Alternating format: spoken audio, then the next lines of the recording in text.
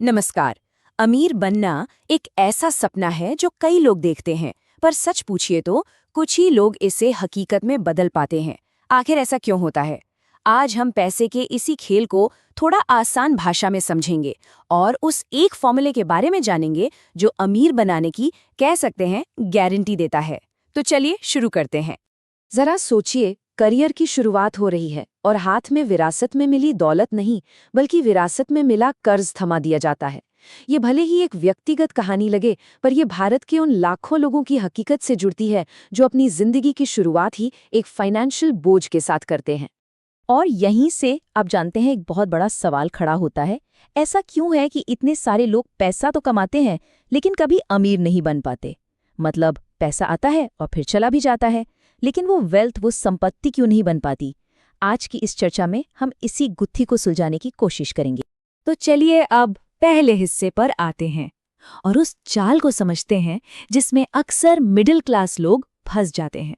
और ये समझिए, समस्या मेहनत की कमी की बिल्कुल नहीं है, बल्कि फाइनेंशियल एजुकेशन यानी पैसे की समझ की कमी की है। हमारे देश की सबसे बड़ी चुनौतियों में से एक जानते हैं क्या है? यहाँ सीए, डॉक्टर, इंजीनियर बनने के लिए तो बड़े बड़े इंस्टीट्यूट हैं, लेकिन पैसे के खेल को सिखाने के लिए कोई स्कूल या यूनिवर्सिटी नहीं है। हमें कमाना तो सिखाया जाता है, पर उस पैसे को संभालना और उसे बढ़ाना कैसे है, ये कोई नहीं सिखाता। सारी बात सिर्फ एक छोटी सी गलती की है, एक गलत फॉर्मूला जो लाखों लोगों को कर्ज और स्ट्रगल के एक ऐसे चक्र में फंसाए रखता है जिससे निकलना मुश्किल हो जाता है। ये रहा वो फॉर्मूला जो भारत की एक बहुत बड़ी आबादी को हमेशा गरीब बनाए रखता है। इनकम से खर्चे निकालो और जो कुछ बच गया उसे इन्वेस्ट कर दो। सुनने में तो सही लगता है ना, पर यह एक बहुत बड़ी, मतलब ब्लंडर मिस्टेक है। क्यों? क्योंकि इसमें खर्चों को बचत से ज्यादा जरूरी मान लिया जाता है। और फिर होता क्या है?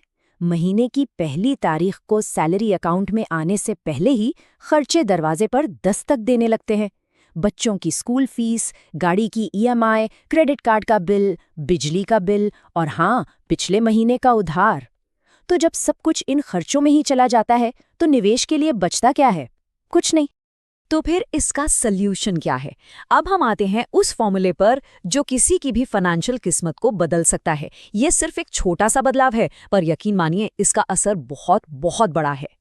देखिए, फर्क सिर्फ दो शब्दों का है, उनकी जगह बदलनी है। गरीब बनाने वाला फॉर्मूला कहता है इनकम माइनस खर्चे, जो बचा वो इन्वेस्टमेंट। और अमीर बनाने वाला फॉर्मूला कहता है इनकम माइनस इन्वेस्टमेंट, जो बचा वो खर्चे। बस इतना सा बदलाव है, लेकिन इसने सोचने का पूरा नजरिया ही पलट दिया।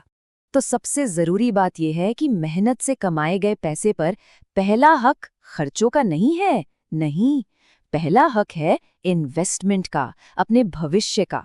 मतलब पहले अपने भविष्य के लिए पैसा निकालो और फिर जो बचे उससे बाकी के बिल चुकाओ। लेकिन ये फॉर्मूला काम कैसे करेगा? अब बात करते हैं इस स्ट्रैटेजी के सबसे मुश्किल लेकिन सबसे असरदार हिस्से की। एक ऐसा नियम जो वेल्थ बनाने की रफ्तार को कई गुना बढ़ा सकता है। जो बात अब मैं बताने जा रहा हूं, उसे सुनकर शायद थोड़ा पसीना आ जाए, लेकिन ये दावा है कि अगर इसे मान लिया तो आगे की जिंदगी बहुत बहुत आरामदायक हो जाएगी। ये मुश्किल जरूर है, पर नामुमकिन बिल्कुल नहीं। ये है 50% का नियम। जी हाँ, बिल्कुल सही सुना। अपनी कमाई का 50%, आधा, बचाना और उसे इन्वेस्ट करना सीखना होगा। और एक बात याद रखिए, रकम से ज्यादा जरूरी बचत का प्रतिशत है। लेकिन 50% ही क्यों? ये आंकड़ा कहाँ से आया? तो देखिए, बात है 1956 की। उस जमाने में एक इंसान की औसत उम्र करीब 55 साल होती थी। तब कहते थे कि 10% बचा लो, काफी है। लेकिन आज मेडिकल साइंस की वजह से औसत उम्र 80 साल से भी ज्यादा हो गई है। तो सीधी सी बात है, जिंदगी लंबी है तो रिटायरमेंट के लिए पैसा भी तो ज्यादा चाहिए, है ना? तो चुनाव बिल्कुल साफ है। आज थोड़ी तकलीफ सह लें ताकि आने वाला कल आरामदायक हो। तो इसका नतीजा क्या हो सकता है? चलिए एक उदाहरण लेते हैं। मान लीजिए किसी की महीने की कमाई 50,000 रुपए है और वो 50% का नियम अपनाता है। अगर उसकी आमदनी हर साल 10% बढ़े और इन्वेस्टमेंट पर 10% का रिटर्न मिले, तो 20 साल बाद उसके पास 4 करोड़ रुपए जमा हो सकते हैं। जी हाँ, 4 करोड़। और अंत में एक बहुत ज़रूरी सबक, सिर्फ ज़्यादा कमाना ही सब कुछ नहीं होता।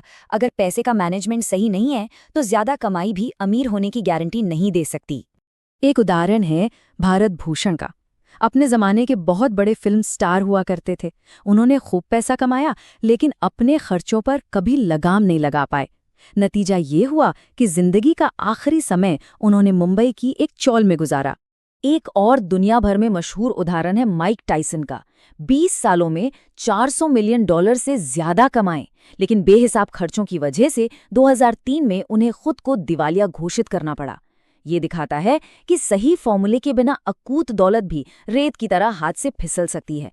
तो फिर असली दौलत आखिर है क्या? वो है नेट वर्थ। इसका सीधा सा मतलब है आपकी कुल संपत्ति में से आपकी कुल देनदारियों यानी कर्ज को घटाने के बाद जो बचता है। याद रखिए, कमाई नहीं बल्कि नेटवर्थ ही अमीरी का असली पैमाना है। तो जाते जाते एक सवाल के साथ सबको छोड़े जाते हैं।